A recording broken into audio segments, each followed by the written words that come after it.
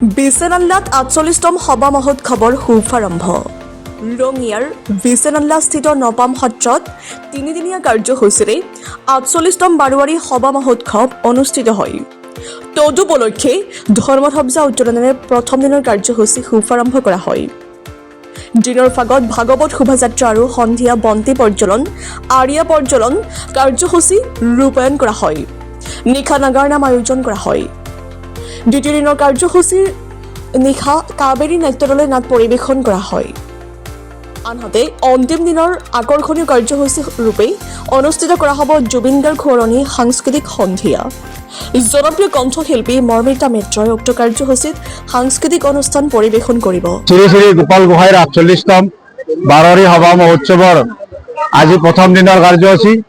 আজি প্ৰথম দিনৰ কাৰ্যসূচীত ৰাতিপুৱা ভাগৱত স্থাপনেৰে আৰম্ভ কৰি ভাগৱত শোভাযাত্ৰা, দুপৰীয়াৰ ভোগ বিতৰণ, এতিয়া সন্ধিয়া ঠিক ৭ বজাৰ লগে লগে আৰিয়া প্ৰজ্বলন আৰু এতিয়া ৰাতি নিশাৰ কাৰ্যসূচী নাগাৰা নাম। দুইটি নাগাৰৰ নাম আমাৰ মাজত উপস্থিত হৈছেহি। আজি গোটেই নিশা এই আৰিয়া যাত্ৰীসকলে আৰিয়া প্ৰজ্বলন কৰিব আৰু আৰিয়া যাত্ৰীসকলে আজি নিশা নাগাৰা নামৰ পাঠকৰ নাগাৰা নাম উপভোগ কৰিব। ইয়াত বহু হাজাৰ আৰিয়া যাত্ৰী সমবেত হৈছে। এই আৰিয়া যাত্ৰীসকলে গোটেই নিশা ইয়াত ভগৱন্তৰ ওচৰত প্ৰাৰ্থনা জনাই আৰিয়া প্ৰজ্বলন কৰিব আৰু তেখেতসকলৰ আপ্যায়নৰ কাৰণে আমি সমিতিৰ তৰফৰ পৰা মহাভোগৰ ব্যৱস্থা কৰিছো। ইতিমধ্যে আমাৰ মহাভোগ চলি আছে। যিসকল ইয়াত ৰাইজ উপস্থিত হৈছে তেওঁ সদয় ৰাইজে আমাৰ এই মহাভোগ গ্ৰহণ কৰিব। আমি সমিতিৰ তৰফৰ পৰা আটাইকে মহাভোগ গ্ৰহণ কৰিবলৈ অনুৰোধ জনাইছো এই চেগতে।